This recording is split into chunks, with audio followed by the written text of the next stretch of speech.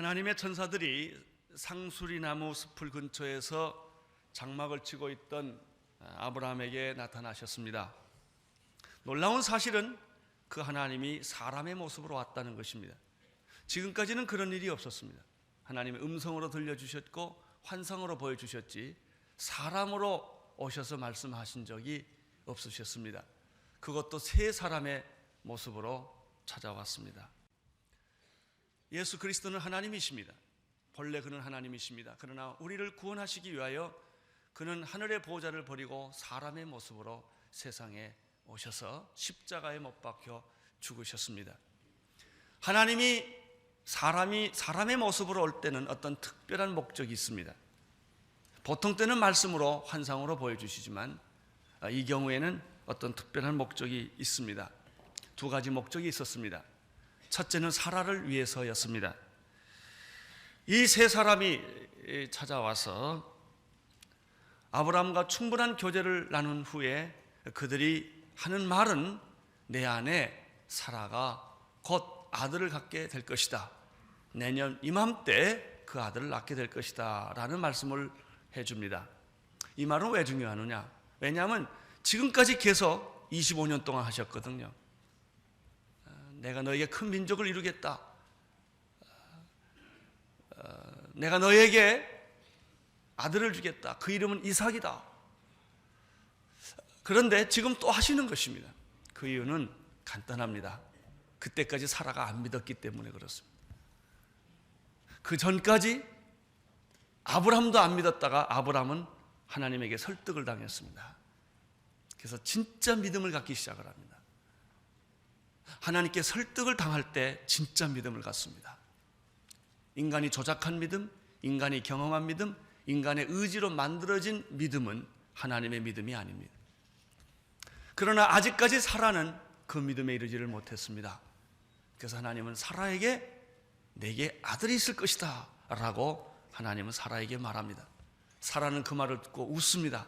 속으로 웃습니다. 그럴 수가 있겠는가? 그러나 하나님은 사라를 설득합니다. 그런 일이 있을 것이다. 왜? 당사자가 믿어야 임신하지 않겠습니까? 그래서 사람의 모습으로 오셔서 하나님은 사라를 설득합니다. 또 한 가지 이유가 있습니다. 그것은 이제 곧 머지않아 소돔과 고모라가 불심판을 받게 될 것이다 라는 예언입니다. 16절을 함께 읽겠습니다. 16절 시작. 그 사람들이 거기서 일어나서 소돔으로 향하고 아브라함은 그들을 전성하러 함께 나가니라. 아브라함 거처에서 푸짐한 대접과 환대를 받고 난 그들은 이제 장소를 옮깁니다. 왜냐하면 아브라함의 거처에 오는 것만이 목적이 아니었기 때문에 또 하나의 장소로 가야 하기 때문입니다. 그 장소가 소돔입니다. 그래서 사람들은 거기서 일어나서 소돔을 향해 가게 되었고 또 아브라함은 그들을 전성하러 밖으로 나왔습니다. 이 장면을 조금 더 우리가 상세하게 그려본다면 이제 우리가 손님을 다 대접하고 이제 나갈 때 우리가 현관문까지 나갑니다. 그리고 잘 가라고 이렇게 빠이빠이 합니다. 그 사람들은 갑니다. 바로 그 장면까지 온 거예요. 그들이 거기서 일어나서 소돔으로 이미 향했다고 그랬습니다. 발걸음 옮긴 거예요. 그리고 아브라함은 잘 가시라고 전송을 했습니다. 그런데 갑자기 또 돌변한 사건이 생겼습니다. 소돔으로 향하던 그 사람들이 뒤돌아서서 아브라함에게 뭐라고 얘기를 하는 것입니다. 17절을 보십시오. 17절 시작. 여호와께서 가라사대 나의 하려는 것을 아브라함에게 숨기겠느냐. 이 장면을 보면 하나님이 그냥 가시려고 했던 것 같습니다. 한참 가시려고 갔다가 마음을 바꾸셨어요. 아니지, 아브라함한테는 이야기를 해야지.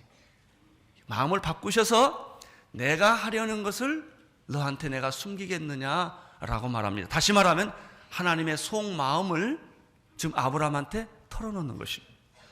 그것도 참 재밌죠? 우리가 하나님께 속마음을 털어놔야 되는데 지금은 하나님이 자기의 속마음을 아브라함에게 털어놓습니다. 왜요? 친하니까. 우리는 친한 사이에 비밀이 없다고 말합니다. 우리는 비밀이 없는 사이야, 이렇게 말을 합니다. 사람에게는 누구든지 더 친한 사람이 있고 덜 친한 사람이 있습니다. 더 친한 사람에게는 마음에 있는 비밀을 다 털어놓습니다. 그러나 덜 친한 사람에게는 말을 골라서 합니다. 이 정도 수준까지만 너한테 얘기하고 그 이상의 얘기는 하지 않습니다. 놀라운 사실은 지난 24년 동안 아브라함과 하나님 사이에는 갈등이 있었습니다. 그래서 하갈도 얻게 되었고 이스마엘도 얻게 되었고, 그렇게 얻고 나서도 13년 동안 믿음의 휴면기에 들어갔고, 그리고 마지막에 하나님이 나타나셔서 다시 아브라함에게 두려워 말라, 나는 너의 상급이라, 너는 내 앞에서 온전하라, 그리고 내게 아들이 있을 것이다 라고 말할 때까지도 아브라함은 갈등을 했습니다. 아브라함과 하나님하고 사실 그렇게 친한 것이 아니었다는 얘기입니다. 그러나 마지막 순간에 아브라함은 자기의 모든 믿음을 포기하고 하나님의 믿음을 받아들이고 할례를 행하기 시작합니다. 그때부터 하나님과 아브라함 사이는 아주 가까워졌습니다.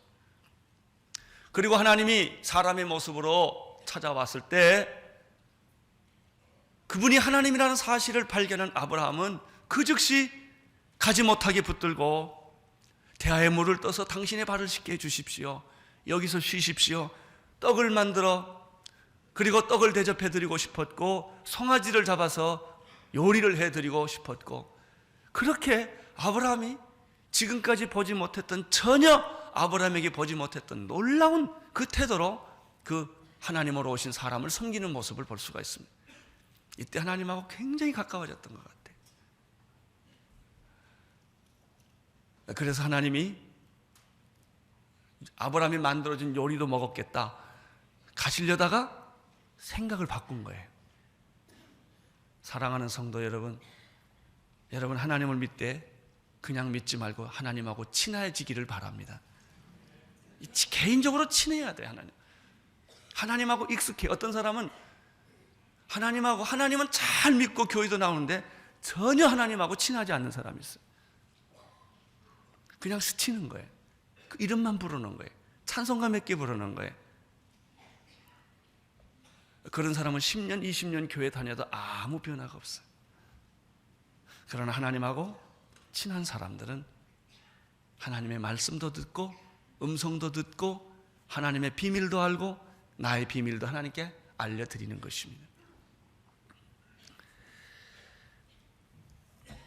여호와께서 가라사대 나의 하려는 것을 아브라함에게 숨기겠느냐? 하나님은 자신의 종들과 사역자들에게 하나님 자신의 계획과 비밀을 언제나 말씀해 주십니다. 나는 여러분들이 그 비밀을 받는 그 축복이 여러분에게 있게 되기를 바랍니다. 그러면 아브라함에게 하나님이 들려주셨던 속마음은 무엇이었겠습니까? 18절, 19절을 보십시오. 시작. 아브라함은 강대한 나라가 되고 천하 만민은 그로 인하여 복을 받게 될 것이 아니냐? 내가 그로 그 자식과 권석에게 명하여 여호와의 도를 지켜 의와 공도를 행하게 하며 그를 택하였나니 이는 나 여호와가 아브라함에게 대하여 말한 일을 이루려 함이니라. 돌아서서 그 사람으로 오신 하나님이 이 얘기한 요점은 두 가지였어요. 그것은 내가 아브라함을 강대국으로 만들어 주겠다 하는 거예요. 그 얘기는 지난번에 다 했어요. 새로운 얘기가 아닙니다. 내가 너로 큰 민족을 이루겠고 내가 복의 근원이 되겠고 너에게 하나님께서 말할 수 없는 은혜들을, 너는 모든 열방의 조상이 될 것이다, 다 얘기해 줬어요. 그 얘기를 지금 또 하시는 거예요. 천하 만민은 너로 인하여 복을 받게 될 것이다. 그리고 나서 하나님은 또 그 자녀들에 대한 얘기를 해드립니다. 이 축복이 자녀들에게 임하기 위하여 내가 너희 자녀들을 택했다. 그들을 불러서 내가 택했고 그 약속은 이 자녀들에게 계속 될 것이다. 이 얘기도 새로운 얘기는 아닙니다. 다 그 전에 이미 하셨던 이야기들입니다. 그런데 한 번도 들어보지 못했던 새로운 얘기를 20절과 21절에서 합니다. 20절, 21절을 보십시오. 시작. 소돔과 고모라에 대한 부르짖음이 크고 그 죄악이 심히 중하니 내가 이제 내려가서 그 모든 행한 것이 과연 내게 들린 부르짖음과 같은지 그렇지 않은지 내가 알려 하노라. 내가 보고 알려 하노라. 20절에서 이야기하는 것은 무엇입니까? 생각지도 못한 이야기인데 소돔과 고모라에 관한 이야기입니다. 소돔과 고모라가 죄악이 너무나 심각해서 하나님이 사실을 확인해 보려고 간다는 것입니다. 그 얘기는 무엇일까요? 소돔과 고모라에 곧 심판이 임한다라는 뜻입니다. 우리는 여기서 하나님이 하시는 이 말씀에서 간단하게 두 가지 사실을 배울 수가 있습니다. 첫째, 죄는 소리를 지른다는 것입니다. 죄는 그냥 있지 않습니다. 내가 죄를 지면 그냥 죄 짓는 게 아니에요. 그 죄가 소리를 지릅니다. 여러분, 내가 남에게 억울하게 하고 남의 눈물을 빼고 남을 학대하고 남에게 고통을 주면 그 고통이 그냥 있는 게 아니에요. 그 고통하는 소리가, 힘없는 고통하는 소리가 하나님의 귀에 들린다라고 하는 것이죠. 그러한 예는 이스라엘 백성들이 애굽에서 종살이 400년 하는 동안에 그들은 말할 수 없는 고통과 압제를 받았습니다. 하나님이 그 고통 소리를 들으셨기 때문에 모세를 보내서 이스라엘을 해방시키겠다라고 말씀하신 것이죠. 사랑하는 성도 여러분, 죄는 지으면 그냥 있지 않습니다. 죄는 소리를 지릅니다. 하나님에게 소리를 지릅니다. 죄는 그냥 있지 않습니다. 쌓여집니다. 그것이 쌓여지는 것입니다. 여러분, 다른 사람 억울하게 눈물 흐르게 하지 마십시오. 다른 사람을 압제하고 고통을 주지 마십시오. 당신이 만약 그렇게 하면 괜찮은 것이 아니라 당신이 힘이 있기 때문에 괜찮은 줄 알지만 아닙니다. 그 소리가 하나님의 귀에 들린다는 것입니다. 오늘 이 말씀 속에서 또 한 가지 발견하는 사실은 하나님은 심판하시기 전에 와서 보고 확인한다는 사실입니다. 오늘 성경에 보니까 하나님이 소돔과 고모라를 그냥 심판하지 않고 일단 오셔서 확인하신다는 것입니다. 와서 보고 확인한다는 뜻은 무엇일까요? 기회를 준다는 이야기입니다. 마지막 기회를 한 번 더 준다는 이야기죠. 그때 해결을 했고 그때 마음을 바꿨으면 괜찮았을지도 몰라요. 그러나 하나님의 천사들이 소돔과 고모라에 가서 확인 조사하려 할 때 소돔과 고모라의 백성들은 어떻게 했습니까? 천사들에게 무례하게 당했고 악을 행했습니다. 결국 심판은 확정 짓고 만 것입니다.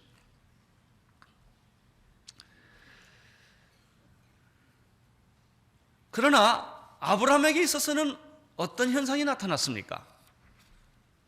지금 천사들이 소돔을 향하여 가고 있습니다. 그 이야기를 들었습니다.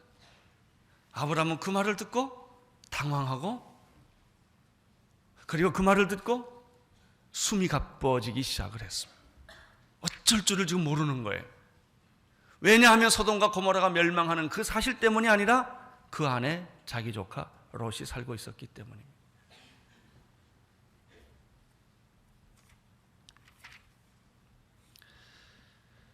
롯, 도대체 그가 누구이기에 이렇게 아브라함의 가슴을 당황하게 만들고 숨가쁘게 만들었을까 하는 거예요. 롯은 생각해보면 별 볼 일 없는 사람, 믿음으로 살아본 일이 없는 사람, 인간적입니다. 항상 부담되는 사람 있죠. 예쁘지 않는 사람, 하는 짓들마다 예쁘지 않게 사는 사람, 물질 중심적이고 이런 사람이 롯입니다. 아브라함과 롯과 싸움이 생겼을 때도 롯은 자기의 이익을 찾아서 소돔과 고모라로 이사가 버린 사람이에요. 뭐가 좋겠습니까? 사랑할 만한 가치가 그 사람에게 무엇이 있겠습니까? 많은 아브라함은 이상하게 롯에 대한 사랑이 있었습니다. 창세기 14장에 롯이 한때는 위기에 빠진 적이 있었습니다. 그 동방의 왕들이 전쟁이 일어났을 때 소돔과 고모라에 살고 있던 롯, 그 소돔과 고모라가 패전을 합니다. 왕들이 쫓겨다닙니다. 그래서 다 모든 걸 빼앗기고 롯도 이런 포로에 잡히게 되는 그런 위기에 처하게 됩니다. 이 소식을 전해 들은 아브라함은 어떻게 합니까? 앞뒤를 돌보지 않습니다. 이 전쟁에서 내가 이길 것이냐 질 것이냐 생각하지 아니하고 자기 집에서 길리우고 연습한 가신 318명을 데리고 그날 밤에 아주 무모한 공격을 시도합니다. 대부분의 사람들은 사람을 도와준다는 거 어떻게 도와주냐면 자기가 손해보지 않는 범위에서 도와줍니다. 얼굴과 체면이 손상되지 않는 범위 안에서. 자기에게 만약 해가 오고 자기 자리에 문제가 생기고 자기 처지에 문제가 생기면 사람들은 도와주지 않습니다. 그렇게 자기가 손해보면서까지 도와주는 경우는 거의 없습니다. 아브라함은 롯이 위기에 처했을 때 그는 무모하게 이 전쟁에서 결코 이길 수 없는 군사력이지만 그는 자기 집에서 길리온 사람들을 데리고 가서 공격을 해서 기적적으로 아브라함이 이깁니다. 그것도 놀라운 일입니다. 그래서 빼앗겼던 모든 재물과 조카 롯과 부녀들과 인민들을 다 찾아오는 기록이 창세기 14장에 있습니다. 다시 말하면 롯이 위기에 처했을 때 아브라함은 모험을 했다는 것입니다. 믿음은 모험을 합니다. 믿음은 계산하지 않습니다. 믿음은 모험하는 것입니다. 이러한 롯이 지금 자기가 자기의 이익과 자기의 행복과 자기의 성공을 찾아서 소돔과 고모라에 살고 있는 이 롯이 아브라함 마음에 걸린 거예요. 22절을 보십시오. 22절 시작. 그 사람들이 거기서 떠나 소돔으로 향하여 가고 아브라함은 여호와 앞에 그대로 섰더라. 아마 두 천사는 소돔을 향해 갔던 것 같습니다. 그런데 하나님이 그 세 사람 중에 한 분을 붙잡았어요. 그분이 하나님이에요. 하나님 앞에 섰더라 이렇게 되어 있습니다. 하나님의 천사들이 거기를 떠나 소돔으로 향해 갔다는 말은 무슨 말일까요? 이미 하나님의 심판이 시작됐다는 뜻입니다. 우리가 영화에 보면은 폭탄물을 장치하고 그 다음에 시계를 놓고 딱 누르면 찰칵찰칵 합니다. 그렇습니다. 그걸 멈추지 못한다는 것입니다. 심판을 향해 시간은 움직이기 시작했습니다. 역사의 종말에 이미 시간은 움직이기 시작을 했습니다. 이제 머지않아 이 인류에는 마지막 심판이 오실 것이고 예수님은 다시 오실 것입니다. 여러분, 심판이 이미 시작되었다는 말은 또 무슨 뜻이 있을까요? 시간이 없다는 것입니다. 그래서 폭약, 폭탄의 시간이 작동이 됐을 때는 그 시간 안에 그 폭탄을 해체해야 합니다. 대개 영화에서는 꼭 1초 남겨두고 해체하지 않습니다. 5초 남겨두고도 안 하고 딱 올 때 그 폭탄 빨간 줄이나 파란 줄을 탁 끊었다 이렇게 되어 있습니다. 심판이 시작됐다는 말은 시간이 없다는 말입니다. 그 말은 무슨 말입니까? 그 시간 안에 빨리 해결해야 된다는 말입니다. 그 사람들이 거기를 떠나 소돔으로 향하고 그 다음에 아브라함은 여호와 앞에 그대로 섰더라. 여러분, 여기서 여호와 앞에 아브라함이 그대로 섰다는 뜻은 또 어떤 의미가 있을까요? 그것은 지금 하나님이 여기 계시는데 지금 사건이 벌어지고 있어요. 이제 아브라함의 마음이 급해요. 이거 어쩌지? 어떻게 롯을 구원해내지? 이러는 거예요. 근데 말을 못해요. 하나님이 계셔요. 여기 아브라함이 있어요. 아브라함이 하나님 보면서 말을 못해요. 이거 어떡하지? 지금 속이 이렇게 좀 어쩔 줄 모르는 모습이 바로 그거예요. 아브라함이 여호와 앞에 그대로 섰더라. 그냥 점잖게 서 있는 거 아니에요. 멋있게 서 있는 거 아니에요. 화급한 마음이 지금 아브라함에 있는 것입니다. 별 볼 일 없는 사람, 실수가 많고 나에게 해를 끼쳤고 허물이 많은 사람을 사랑한다는 일은 쉬운 일이 아니에요. 대부분의 많은 사람들은 가치 있는 일에는 자기 시간도 내고 헌신을 합니다. 가치 없는 일에 위하여 일하는 사람은 거의 없습니다. 별 볼 일 없는 사람, 그 사람 사귀어봐야 내게 생긴 것도 없고 누릴 것이 아무것도 없는 사람을 위해서 희생해 준다는 것은 거의 불가능한 일입니다. 아니, 한 걸음 더 나가서 나에게 해를 끼치고 나에게 사기를 치고 나를 힘들게 했던 사람, 나를 거절하는 그 사람, 나를 뒤에서 모함하는 그런 사람들을 사랑한다는 것은 더욱 어려운 일입니다.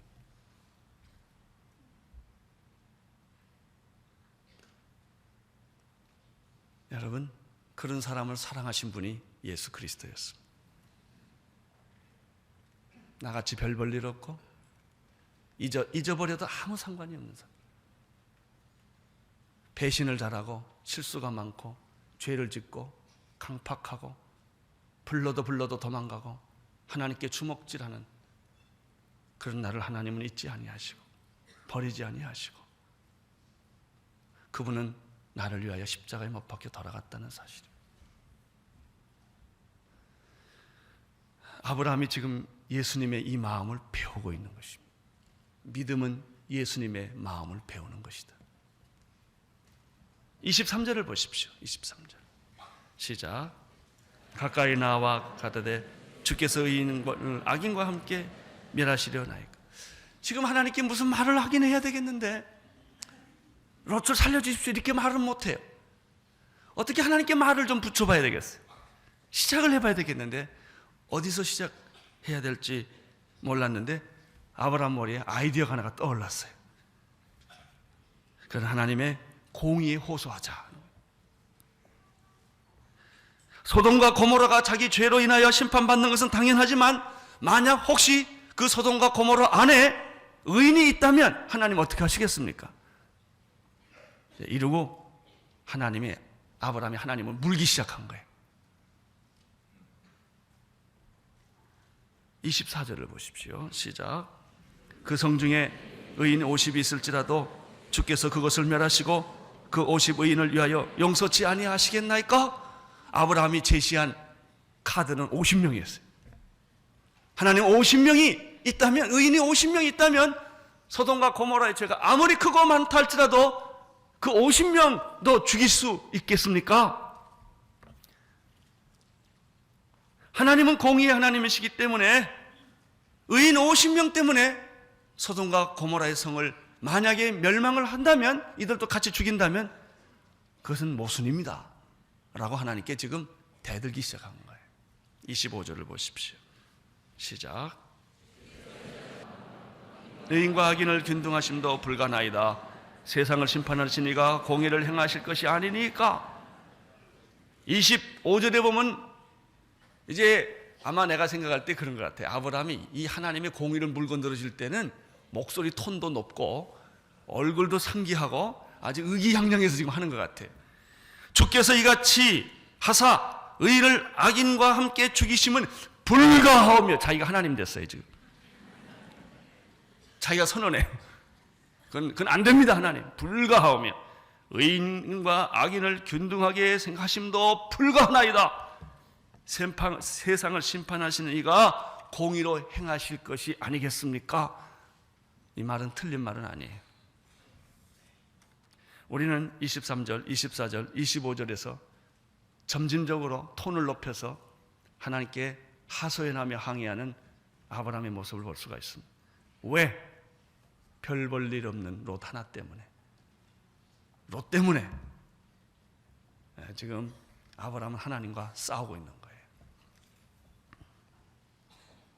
어떻게 의인의 가치가 악인과 같다는 말입니까? 어떻게 의인을 악인과 함께 죽일 수 있겠습니까? 50명이 있다면 하나님 그렇게 하시겠습니까? 26절을 보십시오. 시작. 여호와께서 가라사대 내가 만일 소돔 성 중에서 50을 찾으면 그들을 위하여 온 지경을 용서하리라. 근데 놀라운 일이 생겼습니다. 사실은 하나님이 거절할 것 같아서 지금 아브라함이 세게 나왔는데 하나님이 너무나 쉽게 오케이 그런 거예요. 50명? 좋다 그랬어요. 그런데 여기 보니까 그들을 위하여 온 지경을 다 용서해 주겠다. 의인 50명만 있으면 그 땅의 백성까지 다, 그 땅까지 다 용서하겠다고 그랬어요. 이때부터 아브라함의 고민이 시작됩니다. 하나님의 응답은 아브라함의 고민입니다. 왜냐하면 50명이 없기 때문에 그렇습니다. 27절, 28절을 보십시오. 시작. 아브라함이 말씀하여 가로되 듣고 같은 나라도 감히 주께 고하나이다. 50인 중에 5인이 부족할 것 같으면 그 5인 부족함을 인하여 온 성을 멸하시리까. 가라사대 내가 거기서 45인을 찾으면 멸하지 아니하리라. 하나님의 응답은 아브라함을 작은 사람으로 만들기 시작했습니다. 그는 자기가 작은 걸 느끼기 시작했습니다. 티끌같이 작아졌습니다. 부끄러웠습니다. 어쩔 줄을 몰랐습니다. 아브라함의 마음이 콩당콩당 뛰입니다. 그래서 하나님, 5명만 빼면 어떨까요? 5명만. 5명만 모자라도 그렇게 하시겠습니까? 그러니까 하나님이 아주 갈등 없이 오케이, 45명 데려와라 그랬어요. 29절을 보십시오. 시작. 아브라함이 또 가라사대 40인을 인하여 멸하지 아니하리라. 5명을 빼도 한대요. 그래서 아브라함이 하나님 눈치 보면 40명은 여기서부터 깎는 일이 생겼습니다. 40명. 그랬더니 하나님이 좋다 그랬어요. 40명 가져와라. 30절을 보십시오. 시작. 아브라함이 가라사대 내 주여 노하지 마옵시고 말씀하게 하옵소서. 거기서 30인을 찾으면 어찌하시려 하나이까. 가라사대 내가 거기서 30인을 찾으면 멸하지 아니하리라. 아브라함은 더 하나님 앞에 더 작아졌어요. 더 작아졌어요. 그리고 하나님, 내가 무슨 말해도 화내지 마십시오. 무슨 말을 해도 화내지 말고 그냥 들어만 주세요. 30명이에요. 30명. 아니 그때 확 깎을 것이지. 그러니까 하나님이 30명도 좋다 그래요. 30명도 좋다. 31절을 보십시오.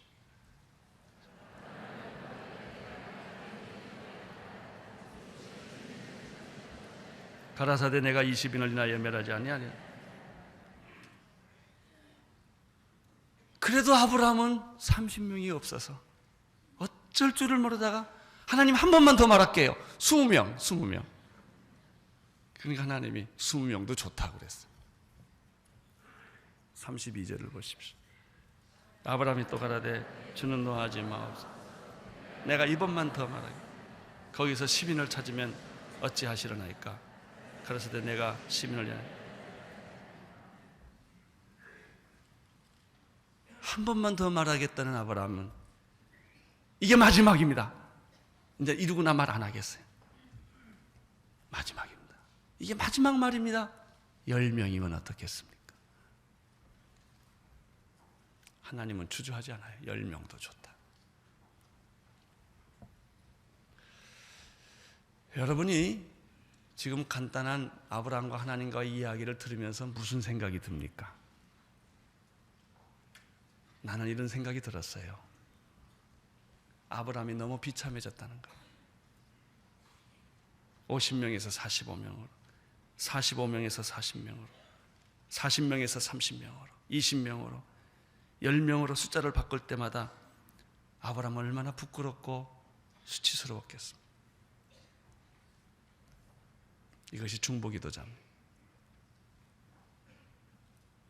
하잘것없는 사람을 위해서, 가치 없는 사람을 위해서, 구해도 되고 안 구해도 되는 그런 사람을 위해서.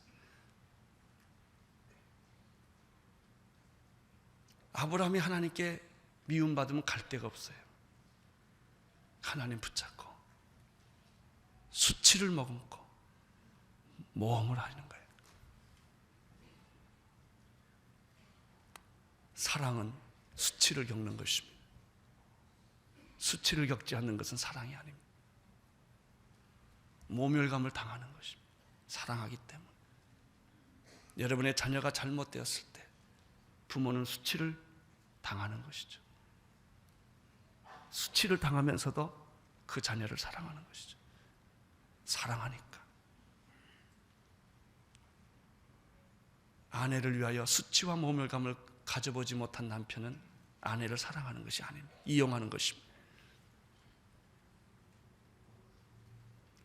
남편을 위해서 수치와 모멸감을 겪어보지 못한 사람은 남편을 사랑하는 것이 아닙니다.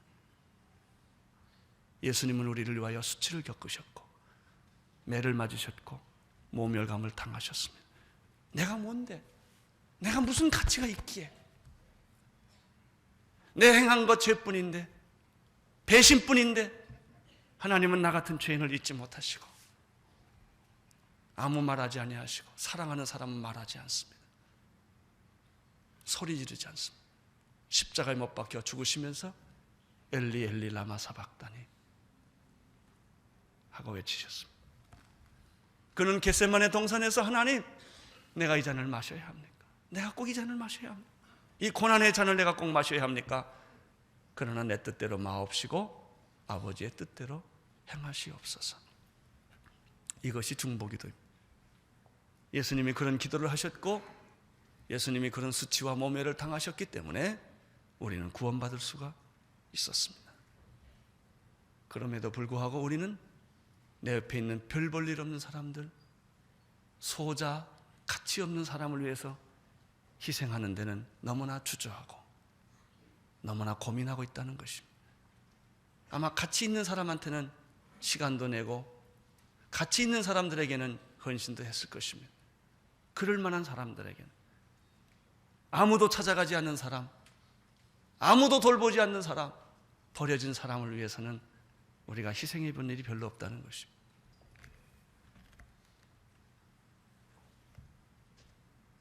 참된 중보기도는 이 수치스러운 마음을 가지고 기도하는 사람이다. 저는 여기서 또 한 가지 발견하는 게 있어요. 아브라함의 이 수치스러운 중보기도가 자신을 위한 기도가 아니었다는 것입니다. 참 중보기도는 나를 위해서 기도하는 것이 아닙니다. 참된 인생은 나를 위해 사는 것이 아닙니다. 우리의 삶은, 우리의 고민은 다 나 때문에, 나를 위해 살았고 내 문제가 된 것이죠. 내가 다른 사람 문제 때문에 그렇게 고민하고 내가 다른 사람 때문에 내 인생과 내 시간과 내 전부를 바치는 일은 거의 없다고. 참된 중보기도란 다른 사람을 위해 기도하는 것입니다.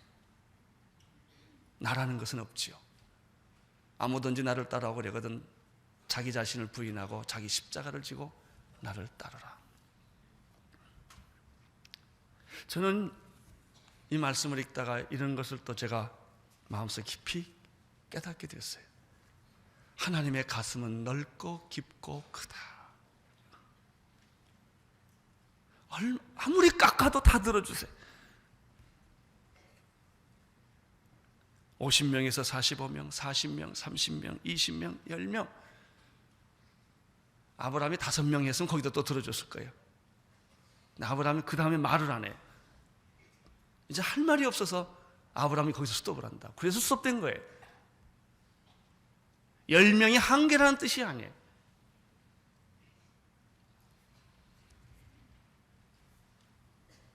(10) 33절을 보십시오. 여호와께서 아브라함과 이 말씀을 마치시고 즉시 아브라함도 자기 곳으로 돌아갔더라. 우리는 심판은 더 이상 미루어지지 않는다는 사실을 거기서 봅니다. 종말도 연기되지 않습니다. 때가 되면 끝이 납니다. 하나님께서 아브라함과 말씀을 마치시고 떠났고 아브라함도 자기 곳으로 갔다. 막 이랬던 것 같아요. 여기 하나님이 계시고 이제 아브라함이 있는데 10명까지 얘기했어요. 하나님 오케이 했어요. 아브라함이 더 할 말이 없어요. 가만 봤어요. 하나님도 봤어요. 한참 보다 하나님도 가시고 아브라함도 갔어요. 이게 끝이에요. 마음이 아파요. 그러나 중보기도의 능력은 살아있다는 것입니다. 그 후에 어떻게 됐습니까? 소돔과 고모라는 멸망을 받았지만 롯은 심판 중에 구원을 받았다는 것입니다. 중보기도의 승리입니다. 하나님의 승리입니다. 나는 아브라함의 이 처절하고 비참할 만큼 간절한 중보기도를 통하여 생각나는 말씀은 마태복음 18장 21절 22절에 나오는 예수님의 말씀입니다. 그때 베드로가 나와 가로되 주여 형제가 내게 죄를 범하면 몇 번이나 용서하여 주리이까? 7번까지니까. 7번 용서는 인간의 한계입니다. 우리나라는 3-4번이에요. 이거 세 번째야, 세 번째. 그때 예수님께서 이렇게 말씀하십니다. 예수께서 가라사대 내게 이르노니 7번이 아니라 70번씩 7번이니라.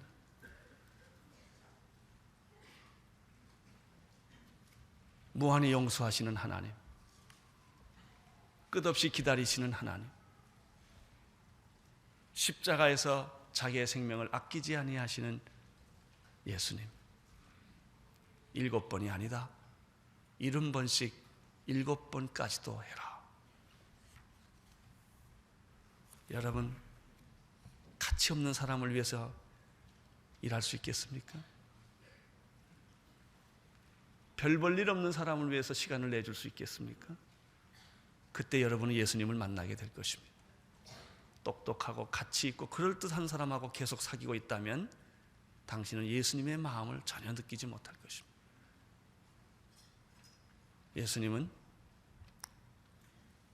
과와 과부와 힘없는 사람을 사랑하셨습니다.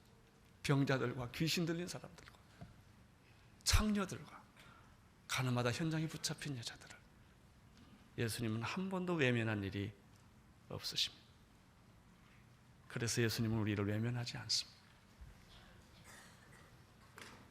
기도하겠습니다. 이 아침에 우리가 예수님의 마음을 배우기를 원합니다. 예수님의 마음을 갖게 되기를 원합니다.